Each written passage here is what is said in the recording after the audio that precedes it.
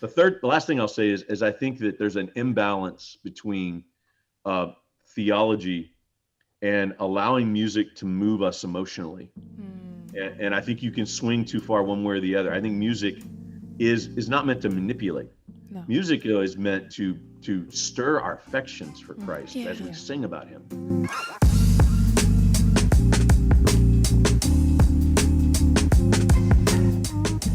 Hello and welcome back to another episode of Hymnpartial, the podcast where we talk all things church music. I'm Cara, Devereux. And I'm Monet, Funke, and today we'll be talking to special guest Brian Croft about his work with practical shepherding, some of the musical challenges of planting a church or a revitalization, and Brian's own background in music. Stay tuned for this interview. We think you'll really enjoy it. But first, if you're listening on YouTube, hit subscribe and ring the bell so that you're notified when we drop a new episode. We're also available anywhere you listen to your podcasts, and if you want to leave us a review, that would be really helpful. But the best way of all to keep in touch is by heading over to hymnpartial.com and subscribing to our free weekly newsletter. This is only released once a week and comes with all kinds of fun bonus content that you cannot get anywhere else. Brian Croft is the former senior pastor of Arbondale Baptist Church in Louisville, Kentucky, and is the founder and executive director of Practical Shepherding. He is also senior fellow for the Mathena Center for Church Revitalization and an adjunct professor at the Southern Baptist Theological Seminary. He is the husband of Cara and father of 4 children, son Samuel and daughters Abby, Isabel, and Claire. He has served in pastoral ministry for over 25 years. Brian has written or contributed to over 25 books to help serve pastors and church leaders on the practicalities of pastoral ministry. He also leads weekly video cohorts of over 600 pastors from 46 states and 25 countries. In addition to his writing, Brian travels all over the world, preaching at local churches, speaking at conferences, and training pastors. Brian Croft, welcome to the show. Ladies, good to be with you. Thanks. Okay, well, jump right in. We thought it'd be interesting. Could you tell us a little bit about how you were saved and your background in pastoral ministry? Sure. So I grew up in a church that didn't preach the gospel. So I was in a church, but I did not hear the gospel regularly growing up in church. My parents were churchgoers, but not believers. And so I was converted at 13 years old at a church youth event that the church put on. So some college students came in and preached the gospel in the middle of the night at a youth event. And that's where I heard the gospel and became a believer then. And my parents shortly after that became Christians. And so around 13 years old is when I became a Christian, but I was in a church that was not a good, healthy church. So I was not discipled well. Okay. And so I spent my teen years believing still to this day I was a Christian and trying to just figure out how to follow Jesus without good discipleship and living tough teen years and those kind of things. Mm-hmm. I went to college at a place called Belmont University in Nashville, Tennessee, which is a big music school. So I was pursuing music to go. Nashville, Tennessee is still the place to go if you want to pursue music in a lot of ways. Yeah. That was true about 25 years ago. And so I went down there to school. I was there 2 years. And while I was there, I felt some kind of call into the ministry. I didn't know how to sort through it. Again, I didn't have a pastor. I didn't have mentors. So I was trying to sort through this on my own. Mm-hmm. But I had an opportunity to go on staff at a church back home, and I left Belmont and came home and went on staff at a church at 20 years old, at a larger church in the youth ministry. Okay. And then from that day on, at 20 years old, I've been on staff at a church every day of my life for the last 25 years. Wow. Some kind of pastoral role until I transitioned from Arbondale at the end of last year. Yeah. So I had an unorthodox road in a sense that I really never had a good pastor. I really wasn't discipled well, but had some good Christian friends that helped me grow and learned ministry ropes the hard way. Yeah. Making a lot of mistakes, not having a lot of guidance. And I went into ministry when I was 20 years old, and I shouldn't have been in the ministry at 20 years old at that time. Didn't know my Bible, a pretty immature Christian still, And so the Lord was kind to not just destroy my life and ministry in those early years Yeah. of some of the responsibilities that I had.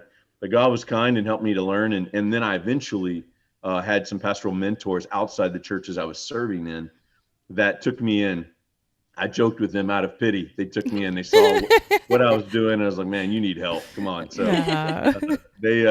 they brought me in, and I had mentors that taught me what a pastor is really supposed to be, and what a local church is really supposed to be. Yeah. And that was life changing. I gained a couple years after. In my early 20s, I was married by then, serving on staff at a church, and just came to a realization I didn't know the word, and it was very convicting to me. Didn't know how to study my Bible. Nobody had taught me how to do that. Oh. And my wife is the one that actually taught me how to study my Bible. She was a student of the Word, and Wow. taught me how to observe the text, and kind of a inductive study method that I learned here in the States. And the light bulbs went on, and I think God did it. I don't think it was a conversion experience, but it was conversion like, to just open my eyes to the word. And that changed everything. I started devouring the word, and it started growing and learning, and just, the transforming power of the word in our life, that, just reading it hours a day, that eventually led to feeling a call to want to preach and teach and to want to shepherd people, as I learned what a pastor was. And so that I spent 8.5 years doing associate pastor work, a combination of youth and then music ministry. So I served on staff before I went to Auburndale. I served on staff at a church it's a large church, about 1,200 people, and I was on the music staff there, and it was a giant operation. Yeah. And that's where a lot of my music experience came from in church, trying to figure out music and things in that kind of environment. Then I went to Auburndale and was there 17 years. What instruments do you play, or what musically? Sorry, did I steal the words from your mouth? I was just gonna ask. Yeah, so I primarily play piano and guitar. Ooh. Pretty self-taught for the most part. I didn't have any formal training. When I was 10 years old, my mother made myself and my brother and my sister all learn to play piano. Like parents do. They, I guess, have dreams for their kids. We're like, no, you just need to learn music. Okay. She had us, all three of us, take piano lessons. And after 6 months, they let my sister and my brother quit, but they wouldn't let me quit. Oh, because they told me, the music teacher said, no, he has a gift for this in the way your other children don't. I'm 11, right? Like that's not special to me. I think I'm being punished, because I wanted to quit too. So so I played. I had about 3 years of music lessons, and I was taught to play piano by ear. Wow. So I didn't know how to read music. But at a young age started learning how to just play and learn by ear. Yeah. Learned and then later started to learn theories chords and music theory. Yeah. And those kind of things. And that led to writing, arranging, really kind of thinking outside the box musically, and it really tapped into a creative side of me that I was able to start developing as a teenager. So I played piano I picked up a guitar in college. Yeah. And because I was like traveling, doing some short-term mission trips, and thought, I'm not lugging a keyboard all these places. And so I learned to play guitar just to kind of be able to lead some singing and things on some of the trips I was taking. And so piano and guitar are my two main instruments. But when I started doing music ministry in a serious way in some big churches that were had these giant operations, I was developing a lot of players and instrumentation. And so I felt like I had to try to learn these instruments to be able to help guide people in leading them.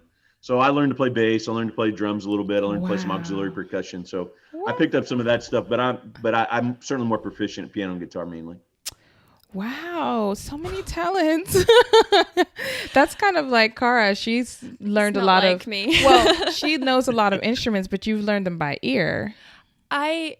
Sort of, yeah. I'm a massive supporter of teaching people to learn by ear, because you won't necessarily always have the dots. Right. But sometimes my pastor will just hand me the lyrics with chords above it and hand me my cello and be like, play this song. And I'm like, give me a minute. But she still sorts it. Like most non-musical people, you have to look at them and go, that's not exactly how this works. So, Yeah.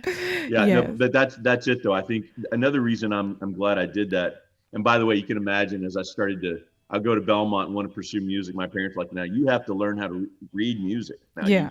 you're not gonna be able to do music by just doing, chords and theory and all this kind of stuff. And of course, I didn't know the answer to that question, but what I learned to appreciate is the training of both. When I started to meet some people who knew how to sight read and actually how to read music and play it, but also had the skill to have chords and theory and improvise and be creative. It kind of, people who have the right talent, it brings the two together. Yeah. What I find with people who just sight read is it's pretty mechanical when they play. Yeah. There's not a lot of just natural flow to it. But then of course you go to the other side and those people kind of all over the place, sometimes with no structure. So when I met some people who had been trained in both, that certainly seems to be ideal. It's a really good balance. Yeah. Wow, Tennessee. I love it.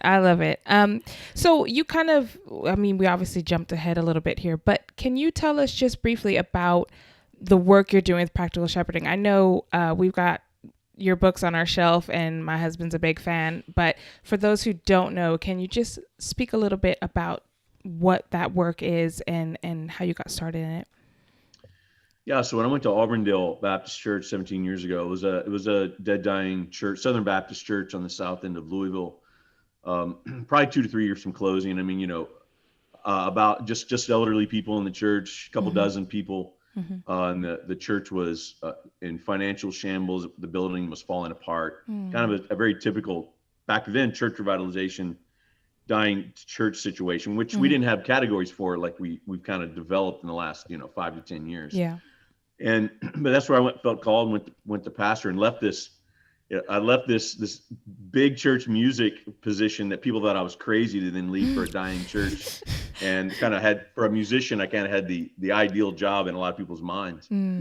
But I felt called there, and also I felt called to pastor. I wanted to shepherd people. I wanted to preach and teach and learn, wanted to put into practice what I had been taught. And so I went there, but it was a rough place. It was a hostile environment. There were 3 different movements to get me fired in the first 5 years of the church. Goodness. Some people may know my story that listen to the podcast. So I'm not going to get into all that, but it was a rough place, and the first 5 years were pretty tough. But the Lord is also at work in those first 5 years. And what happened is God sent my lack of mentoring that I got all those years. God used to just light a fire in me to say, a passion to want to train people for ministry if God gave me that chance. Yeah. And to help them learn and mentor them and teach them in a way I didn't have. Yeah. And so which is a wonderful lesson to learn from just the way God works, right? God a lot of times gives us our greatest passions out of what we had to learn the hard way. But that it's etched in our minds, and then we're able to be passionate about how we train and how we apply that in our Christian life and our ministry. Yeah. That was my case. In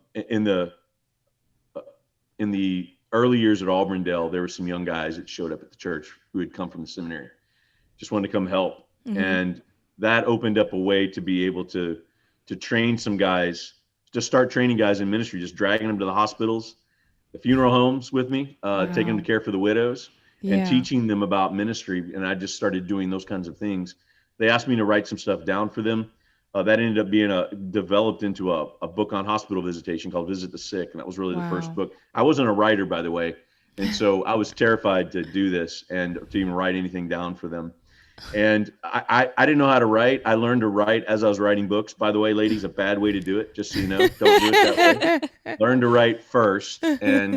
But God was kind to give me some really good help to help me figure this out. Yeah. And so that book, and then we started a blog. This is 10 years ago when blogs were just blowing up and were huge. We started a blog and we called it Practical Shepherding. So that's really the beginning of Practical Shepherding, was that book, that practical book on hospital visitation, and then a blog where we kind of opened it up for other pastors to dialogue about practical things. So that's how Practical Shepherding started. That was about 10, 11 years ago, and it just steadily grew into what it is now, and a little bit what you described in the bio. And it kept growing and developing so much that last year is when I felt just leading of the Lord that it was time to transition from pastoral ministry to serve full time with this role. And so that's what I'm doing full time now, starting since January. So last 6 months I've been serving practical shepherding full time. I also have a role at the seminary where there's a church revitalization center that was started there that they asked me to run. Yeah. So I do church revitalization work with practical shepherding, just training pastors and caring for pastors. Yeah. And then the Mathena Center at Southern allows me to train students on how to go in to do church revitalization. Yeah. So you kind of get them at the front end, Yeah. and then you get to do work in the kind of in the middle and during. Yeah. Yeah. And that's been a good combination. So that's what my full-time ministry is right now. Wow. And like I said, just knowing a little bit about the ministry that you do, I know is hugely helpful to those who are participating in it and have had the opportunity to read your books and see you in person. And also, just selfishly being married to a pastor, I know how important it is to have that sort of pastoral care available. So that's really, really cool. And that's exciting for us to hear how that got started. It is. And it's so good to hear, like you're saying about training people as well. I know in Scotland, training younger guys is still quite a new concept. It is. For some people. Yeah. So it's really good. But on the subject of church revitalization and church planting, what are some of the sort of music related challenges in church planting and revitalization? Yeah. So I think I'm trying to think of there's a lot, right? So Yeah. where to start with all this?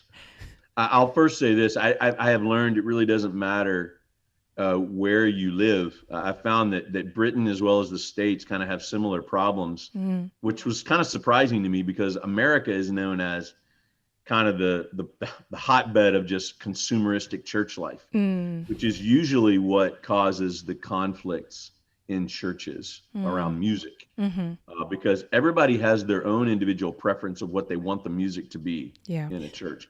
So one of the ways a lot of people solve that is I'm going to pick my church based on the music and style and the music, the kind of songs that are sung and all those kind of. But what is that? Well, that's being a consumer. Yeah. And I think that that's been a common thing, I think, in the States. And then I was surprised. I've spent a lot of time in Scotland and England the last several years doing ministry, and pretty surprised on how common that is in the UK. Yeah. So I just let me know this isn't a cultural thing as much as this is kind of a human being thing. Yeah. I think. And so I think that is, I would just make a broad stroke with planting and revitalization around that. I think, but there's you almost have different starting points, but you have the same issue. Yeah. So a plant can do the kind of music they want to do from the beginning in a way that revitalization, you kind of have to spend years slowly moving to where you want to go. But a pastor is still feeling the pressure of accommodating what people style and kind of songs and music and instrumentation and all that stuff that people want you to do. Yeah. So a plant may be able to start with a certain style and songs and hymns and those kind of things, but you, depending on who you're trying to reach, are you going to try to accommodate them and bring them into the church using music as a tool to do that? Are you just going to try to find, not try to be defined by a style necessarily, but by the content of what you sing, not so much a how you do it. But I think there's a unique pressure on planters around that because, plants have to grow to a point in those early years or they don't survive. So pastors just get desperate at times and try to figure out little ways to maybe be pragmatic and how to get people there. Yeah. Church revitalization is a matter of you go in and a lot of times you inherit a service, music style, hymns and things that you just don't like, that you don't think are helpful. In a lot of ways, in a lot of situations, it's the reason the church is dying. One of the reasons the church is dying is that they have veered away from what they probably should be doing musically, from a content standpoint, certainly, as well as just a how to do music well and in a way that's helpful to people. Yeah. So I think that just in a broad stroke, the consumeristic mindset that so many Christians bring to the table when they go into a church is the biggest hurdle and the starting point, I think, for music in both planting and revitalization. I think it's the same problem, but it's two different starting points. Yeah.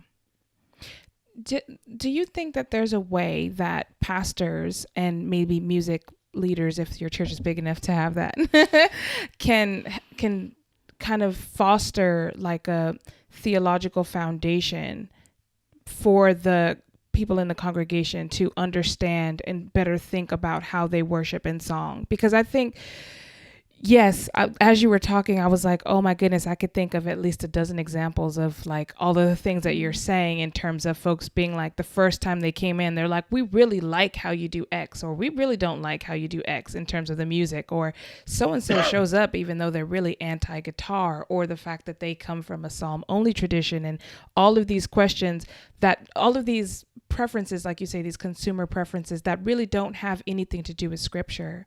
Is there a way that you've seen or that you've accomplished in terms of being able to build a theological foundation, first of all, to help people accept and grow in their singing hymns or whatever on a Sunday? I think you have to start with just the church's just statement of faith, just the basic beliefs of what the church holds to doctrinally, and then letting that drive the content of your singing. And I think you have to start there. So, that puts up at least some guardrails, I think, because there may be some hymns that you would or wouldn't sing based on what details of your doctrinal statement that the church holds to. So I do think that's the beginning stage. That's the guardrails to start from. But I also think you have to. So I think there's some categories I think you have to think about in your church around music. And it's tricky because I think you have to think in these categories and yet not veer too far over to, we're doing this because people like it. We're doing this because we think this is helpful. And we're doing this because we think this is going to encourage people to sing and worship, which is what this church is doing when they gather. Yeah. So, so a couple categories. One is, I think being theologically and doctrinally solid and robust, but not so much that it overwhelms the congregation.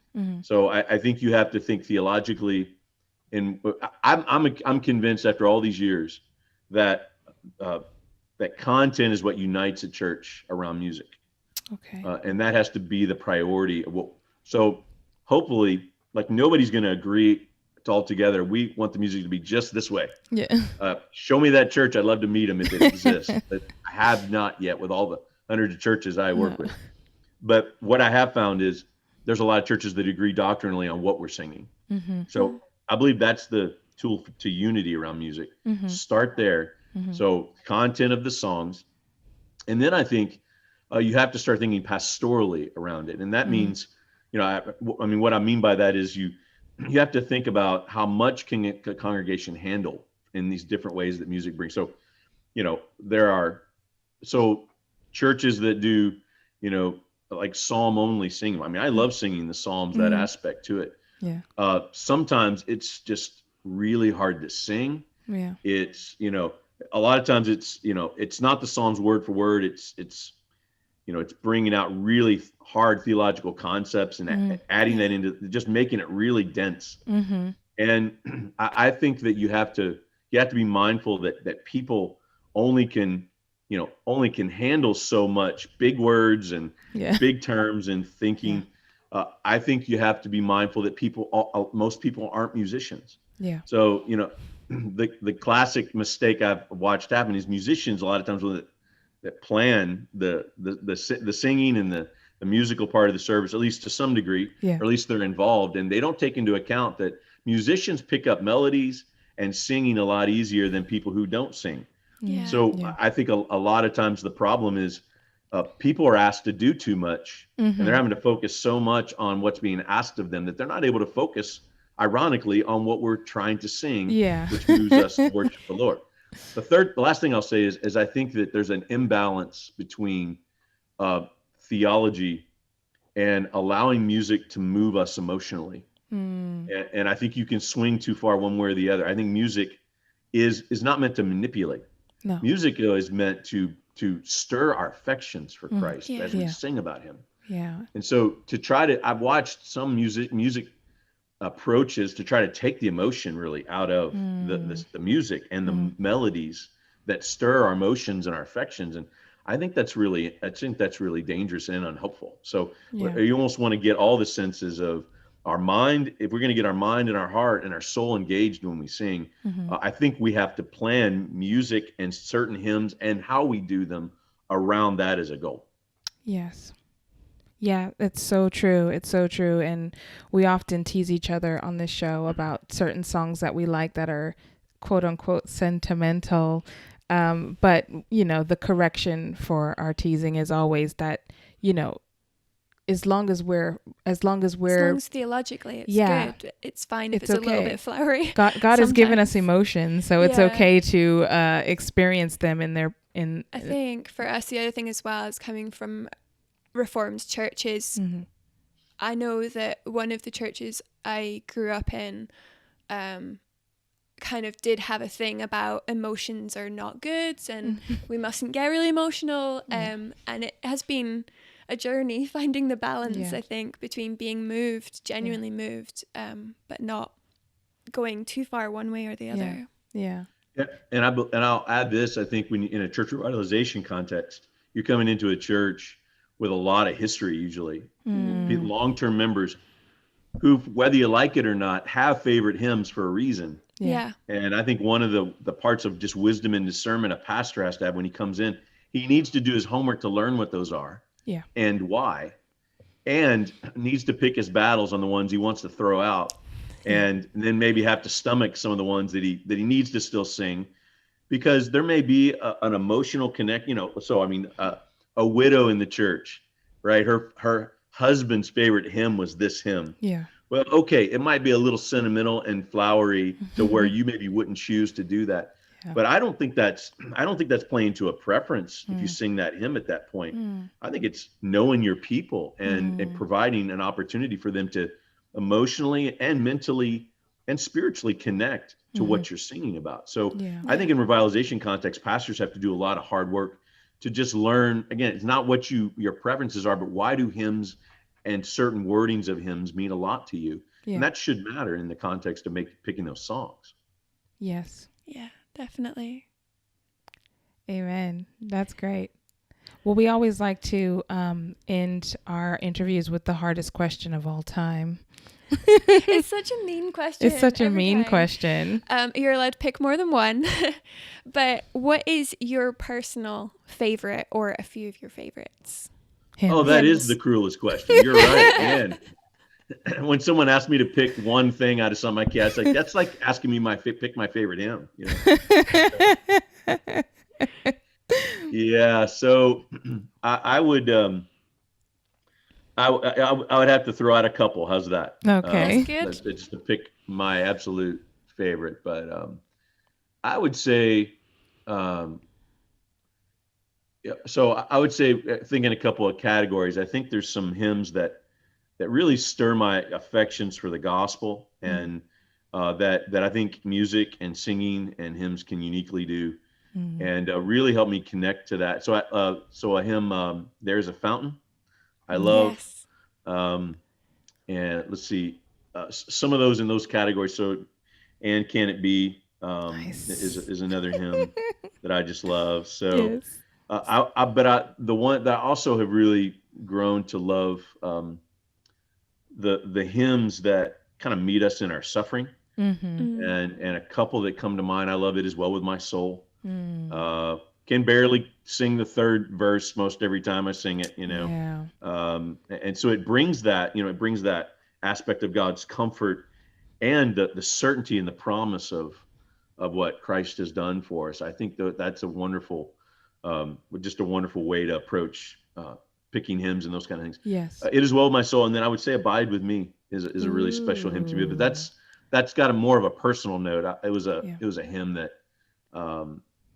just was a great comfort to me in some really hard times for me. So, which is a lot of why our favorite hymns become their favorite hymns. Yeah. Yeah.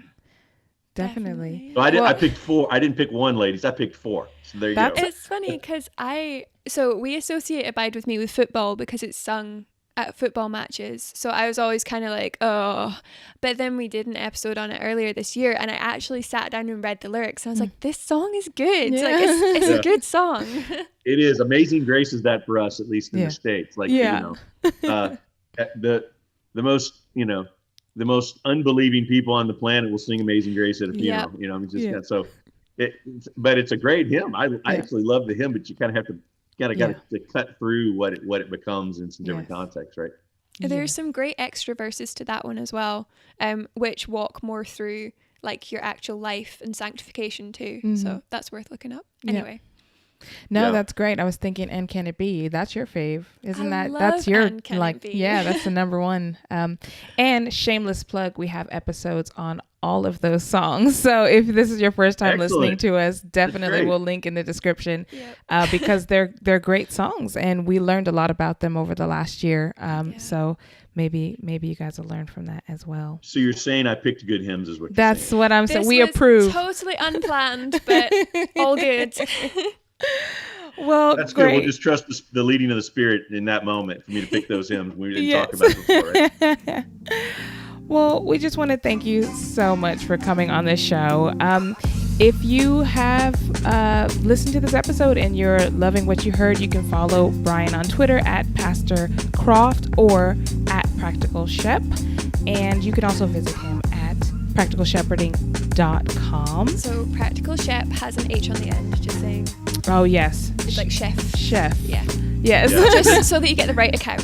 And that's Twitter and Facebook. But if people want to reach out to us, there's a contact page at practicalshepherding.com, our website, and tons of resources. If people want to know more, that's probably the best place to start. Yeah. And we do encourage you guys listening to check it out. There's some really good stuff going on at Practical Shepherding, and we're so glad we could have you on the show. Thank you so much. Yes, thank you so much. Lovely to be with you. Thanks.